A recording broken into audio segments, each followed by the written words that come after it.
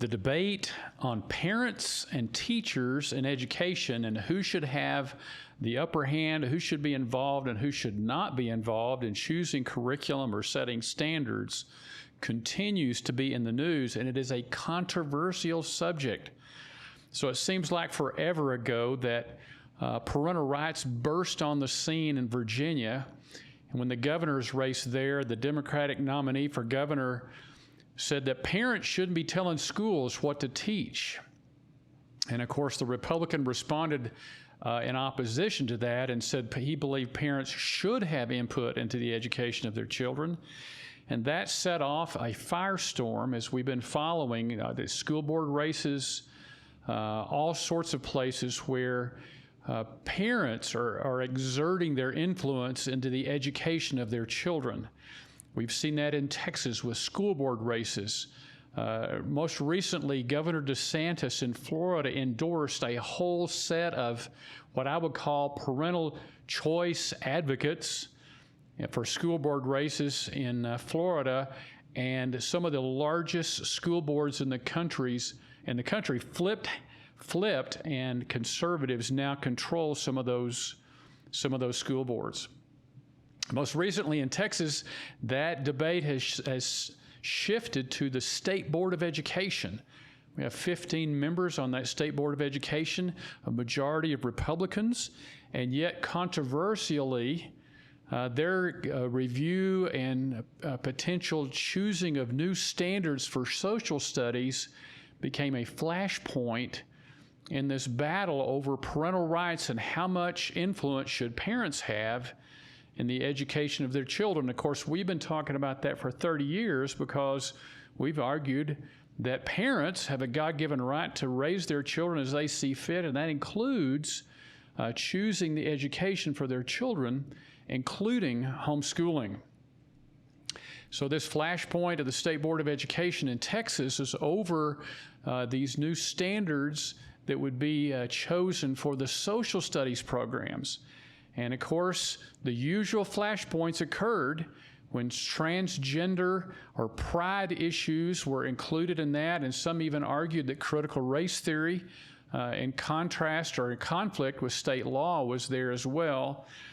So parental rights advocates began to exert their influence. Parents all over the state began to call these members of the State Board of Education.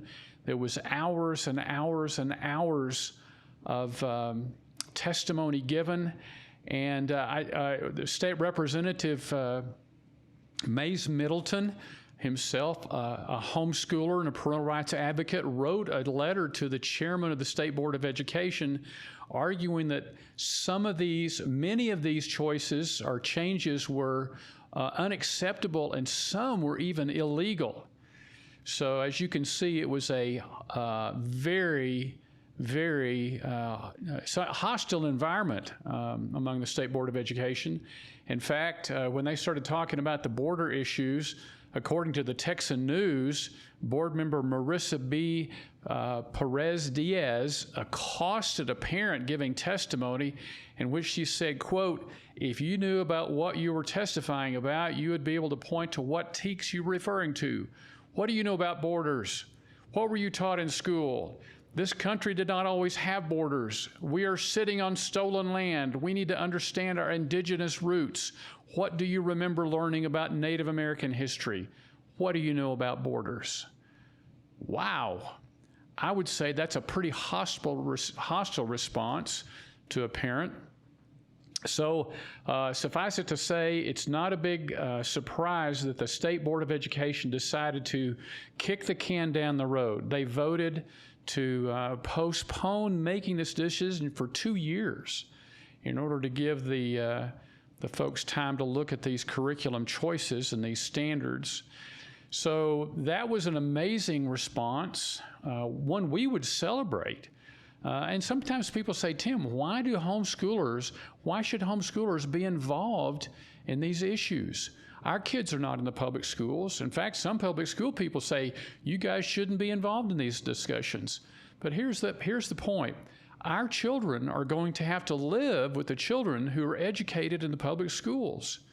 And as we've seen with cancel culture today, we live in a society in which many people want to eliminate or cancel people that have opinions different from themselves. That's the reason all parents need to be involved in these decisions. So here's an amazing thing that happened as a result of this decision by the State Board of Education. The president of the Texas State Teachers Association, the largest teacher union in the state, issued a public statement castigating the members of the State Board of Education for this decision to postpone. And in this decision, she referenced these people, including parents, who gave testimony opposing these changes, and she called them extremists. And she saw that, as she argued, as an attack against teachers.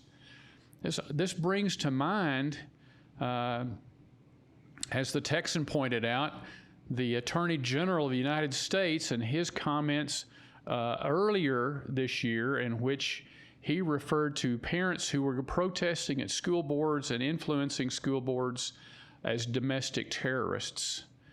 So we do indeed live in difficult times, but I would encourage you, if you believe as we do that parents have a God-given right to direct the care, control, and upbringing of their children, and that includes the education, then we need to be involved in these policy processes, and I would remind you, elections. As President Obama once said, elections have consequences. That is certainly true. So I hope you'll click on the links below for more information. I hope you'll subscribe to our channel, like this video, share it, and thank you for helping us keep Texas families free.